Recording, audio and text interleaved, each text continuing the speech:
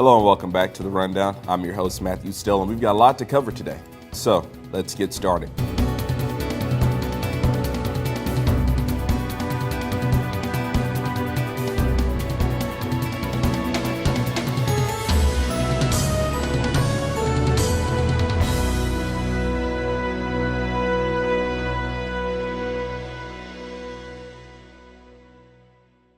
This past week, the House passed President Trump's tax reform plan that is set to cut $1.5 trillion in taxes for the American people. This will be the largest tax overhaul in nearly 3 decades. 227 Republicans voted for what has been called hallmark legislation for the country. House Minority Leader Nancy Pelosi called the bill a tax scam. On Thursday, the Senate Finance Committee voted down party lines 14-12 to send the Senate's version of the bill to the floor, but it has already received some pushback from Republican Senator Ron Johnson of Wisconsin, who came out against the tax plan this week. The battle in the Senate is not expected to be drama-free, given the close party divide. President Trump's hope is to have tax reform passed by Christmas, so that leaves Congress with just over a month to do so.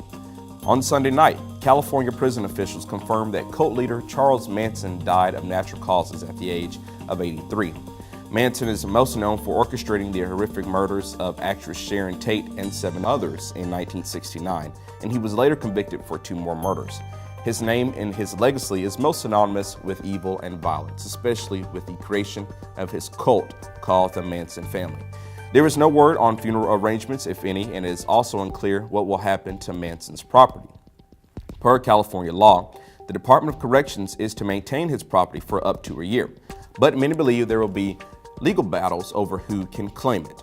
Since the first accusations against Harvey Weinstein were made public last month, it seems as if the list of those accused of sexual misconduct continues to grow.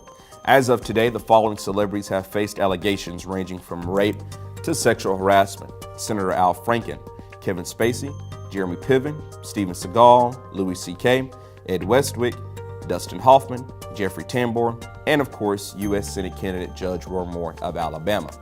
Judge Moore has again denied any sexual misconduct and does not plan to step down as the GOP candidate. Alabama's Governor Kay Ivey said, quote, "I have no reason to disbelieve his accusers, but she will still plan to vote for him." Doug Jones, Moore's opponent, is currently up by 8 points in state polls, but many believe it will be very tough for a Democrat to carry the state. The Alabama special election is scheduled for December 12th. The 2017 elections had some historic outcomes, but in the southern cities of Charlotte and New Orleans, many citizens never thought they would see the day that women would be elected mayor. LaToya Cantrell, a longtime city councilwoman, was elected the first woman mayor of New Orleans. Cantrell, a Democrat, will succeed Mitch Landrieu of the Landrieu family dynasty as the city celebrates its 300th anniversary. And in Charlotte, voters elected V. Lyles to become the first black woman mayor. Lyles was the favorite in the race, but caught the city by surprise as she defeated incumbent Mayor Jennifer Roberts in the Democratic primary. Lyles had consistently been called the least political politician ever elected. And this past Sunday was an unfamiliar sight for NASCAR fans as Dale Earnhardt Jr. finished his last NASCAR race of his career. It was his 631st, and he crossed the line in 25th place.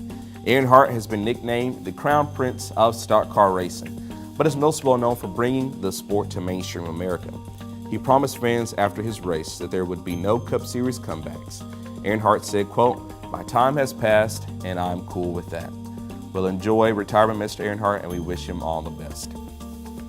As we all know, it's the week of Thanksgiving, so most of us on Thursday will be enjoying great holiday food and even greater times with families. But before we go, I just want to leave you with a quote from W.T. Purchaser that simply states, "Not what we say about our blessings, but how we use them is the true measure of Thanksgiving." Thank you for tuning in today. Remember to like us on Facebook and follow us on Twitter. For all of us here at Coop TV, we'll see you next time.